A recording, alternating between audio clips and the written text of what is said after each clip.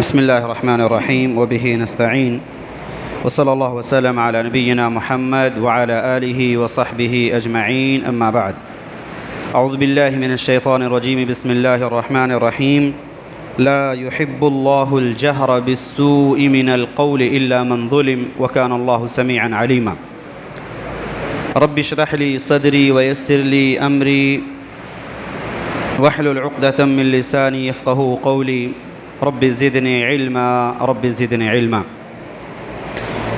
حمد و صلات کے بعد سورہ نساء کی تلاوت آج ہم نے سنی، کچھ حصہ سورہ نساء اور کچھ حصہ سورہ مائدہ۔ جو بھی میسر ہوا اللہ تعالیٰ کی توفیق سے ہم نے قیام کیا، سنی تلاوتیں، اور اس دن بھر کے اندر جو کچھ بھی ہم سے ہو پایا اللہ تعالیٰ سے اولاً دعا کریں وہ ہم سب لوگوں کی طرف سے ہر قسم کی عبادات جو ہم نے انجام دیے ہیں قبول فرمائے، جو اس کے اندر کمیاں ہوئی ہیں ان کمیوں کو معاف فرمائے اور ہمارے حسنات کو قبول فرمائے، مزید نیکیوں کی طرف آگے بڑھنے کی توفیق دے، اللہم آمین۔ سورہ نساء کل ہم نے شروعات کی تھی کچھ مسائل کے تعلق سے۔ سورہ نساء کے اندر اگر یوں کہا جائے کہ زیادہ تر خواتین کے مسائل ہیں، شروعات ہی نام سے ہی اس کا سورہ نساء ایسا سورہ یا ایسی سورت جس کے اندر خواتین کا ذکر کیا جائے یا ان کے مسائل کو بیان کیا جائے، لہٰذا ہم میں سے جتنی بھی مائیں اور بہنیں ہیں ہر ایک کو چاہیے کہ اس سورت کو ضرور پڑھیں، ہر ایک کو۔ کچھ خاص آیتیں میں یاد کر کے آیا تھا لیکن ابھی یاد نہیں آ رہا، کچھ خاص آیتیں ہیں جو ہم میں سے ہر شخص کو پڑھنی چاہیے اور ان کا تعلق آپ کے شادی شدہ زندگی سے ریلیٹڈ ہے۔ جو شادی کرنا چاہ رہے ہیں ان کے لیے بھی رہنمائی ہے اور جو کر چکے ہیں ان کے لیے بھی رہنمائیاں۔ کچھ آیتیں ہیں جو تقریباً ہر ایک کے پڑھنے کے لیے ہیں، جو مس انڈرسٹینڈنگ لوگوں کے درمیان ہوتی ہے اور جس کی وجہ سے رشتے خراب ہوتے ہیں، ان چیزوں کو نہ سمجھنے کی وجہ سے۔ آپ رشتے کو پہلے بھی کہا گیا کہ رشتہ ایک ناحیے سے دیکھیں بڑا مضبوط ہے اور فوراً اسی اینگل سے دوسرا ایک اینگل بنائیں، آپ کو لگے گا کہ اس سے کمزور رشتہ کچھ بھی نہیں۔ تو اس کو مضبوطی کون سی چیز آپ کو عطا کرے گی؟ جب آپ کے پاس اس کا صحیح علم ہوگا کہ ہمیں کس سچویشن کے اندر کیسے ڈیل کرنا چاہیے، تب آپ کے سامنے اس کا علم ہوگا اور بہترین طریقے سے آپ خوشگوار زندگی گزار پائیں گے۔ سورہ نساء ہی کی آیت نمبر 128، 29، 30۔ سورہ نساء آیت نمبر 128، 29، 30۔ ان آیتوں کو سامنے رکھیں گے تو آپ کو کچھ چیزیں انشاءاللہ آپ کے سامنے واضح ہوں گی۔ میں نہیں بتاؤں گا کہ تھوڑی سی محنت آپ کو کرنی ہے، حالانکہ بتا سکتا ہوں، لیکن آپ اس کو پڑھیں جا کر کے تفسیر کے ساتھ۔ آپ خواہ وہ ہندی کے اندر ہو، بنگلہ میں ہو، اردو میں ہو، عربی چاہیں تو میرے پاس سے لے سکتے ہیں۔ خیر، تو یہ چیزیں ہیں، آپ ان کو پڑھیں۔ فی الحال تھوڑا سا ہماری طرف متوجہ ہوں۔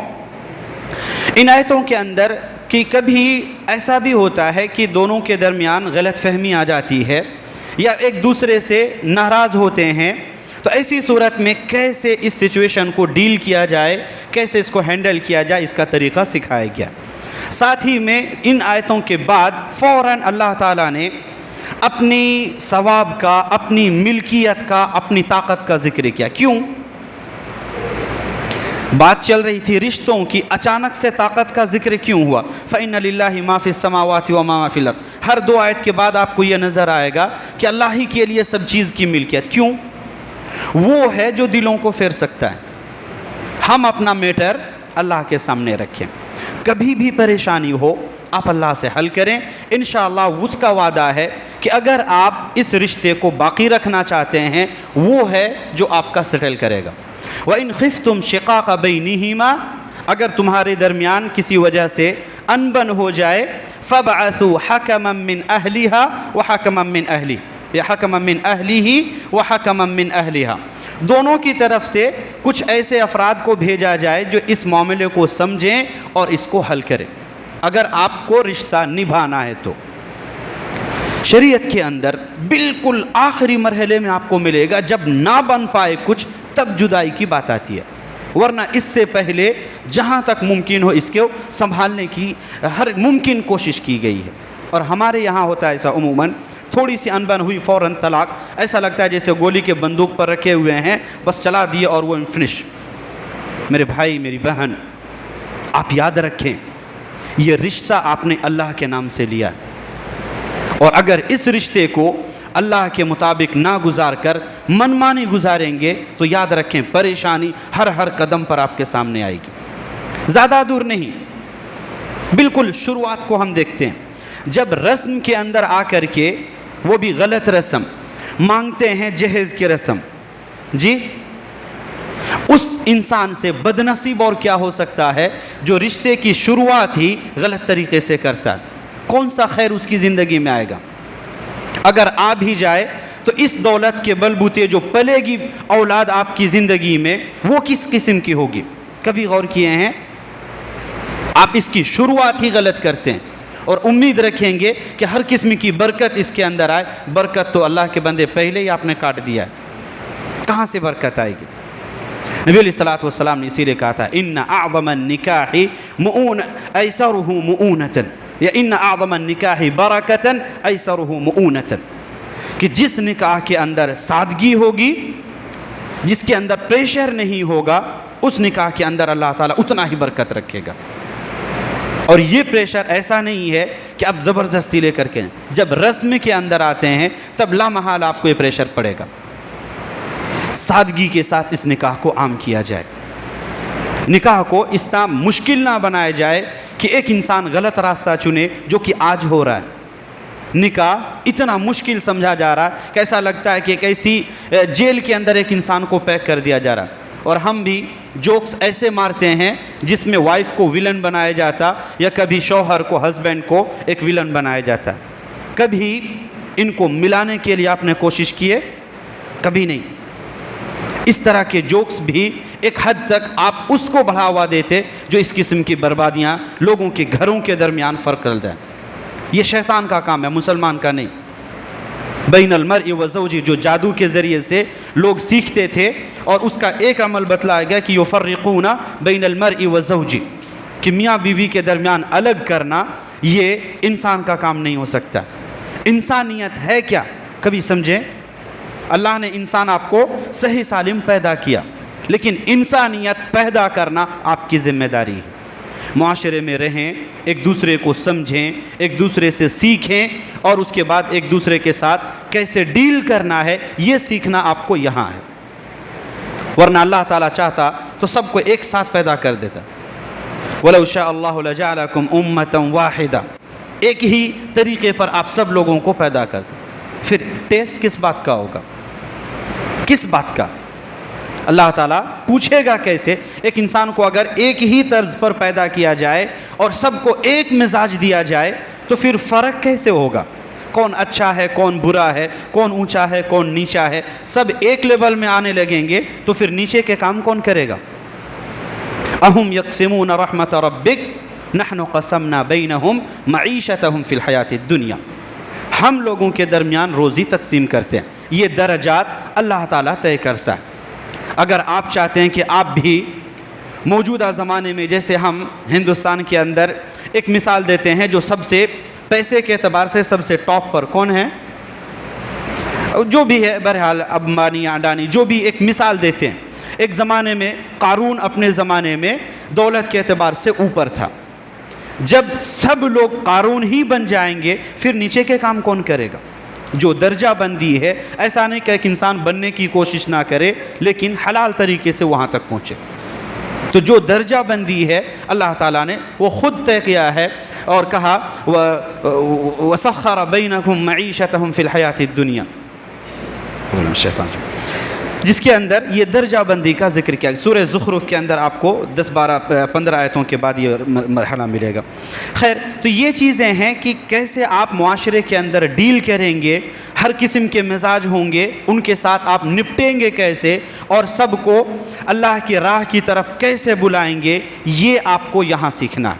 और ये सारी चीज़ें आपको इल्म की बदौलत मिलेंगी। और इन तमाम चीज़ों को हमने शुरू किया था एक रिश्ते के ज़रिए से, और वो रिश्ता ہم بھی کسی کے بچے ہیں، آپ بھی کسی کی اولاد ہیں، ہمارے والدین ہیں، اگر انہوں نے غلط شروعات کی ہوگی تو نتیجہ ہماری بھی زندگی میں آئے گا، کیونکہ اس کا اثر ہماری زندگی میں لامحالہ آئے گا۔ اس کے لیے ہر قدم آپ کا آنے والی زندگی کے تعلق سے ہو، ہر لمحہ۔ یہ آج کی زندگی نہیں ہے، ہمیشہ مستقبل میں آپ کے ساتھ کیسی نسل دیکھنا چاہتے ہیں آپ اس کی فکر کریں گے۔ آج ایک سیکنڈ کے لیے آپ ہاں بول دیں گے، بات ساری چیزیں ختم ہو جائیں گی، لیکن اصل شروعات یہاں سے ہوتی ہے۔ اب تک آپ سنگل تھے، اب آپ کے پاس ذمہ داریوں کا ایک سلسلہ شروع ہوگا۔ تو یہ مسائل ہیں، ہمیں سمجھنے کی ضرورت ہے کہ کبھی اگر انبن ہو تو ڈیل کیسے کرنا ہے، دونوں طرف سے، ایک طرف سے نہیں۔ اور اسی طرح سے گھر کے جو بڑے ہیں اگر ہم سے چھوٹے غلطیاں کر رہے ہوں تو ان کی غلطیوں کے ساتھ ہمیں کیسے ڈیل کرنا ہے، ان چیزوں کو سیکھنے کی ضرورت ہے۔ ہر ایک لمحہ یا ہر غلطی پر ایک ہی آپ ریئیکشن کریں یا اس کا آپ کا ریئیکشن ہو، یہ بھی مناسب نہیں ہے۔ نہ ہمیشہ سختی اور نہ ہمیشہ ڈانٹ ڈپٹ، بلکہ ایسے آپ کو ڈیل کرنا ہے، یہ آپ کو سیکھنا۔ آپ باپ بنے ہیں، آپ باپ بننے کا فرض سمجھیں کہ ہوتا کیا ہے۔ آپ ماں بنی ہیں، ماں بننے کی ذمہ داری سمجھیں کہ آپ کی ذمہ داری کیا ہے۔ بچوں کے تعلق سے کہا جاتا ہے کہ مدرسہ، ماں اس کی پہلی درسگاہ ہوتی ہے، پہلا مکتب ہوتا ہے۔ میاں بیوی آپس میں لڑ رہے ہوں گے، بچے دیکھ کر کے کیا سیکھیں گے آپ سے؟ یہی لڑنا سیکھیں گے جو ہم نے اپنے ماں باپ کو دیکھا، اور بعد میں جا کر کے ان سے امید رکھیں گے کہ ہمارے لیے یحییٰ جیسے بیٹے بنے۔ ظاہر سی بات ہے آپ وہ باپ نہیں بنے، یا آپ ایسی ماں نہیں بنی۔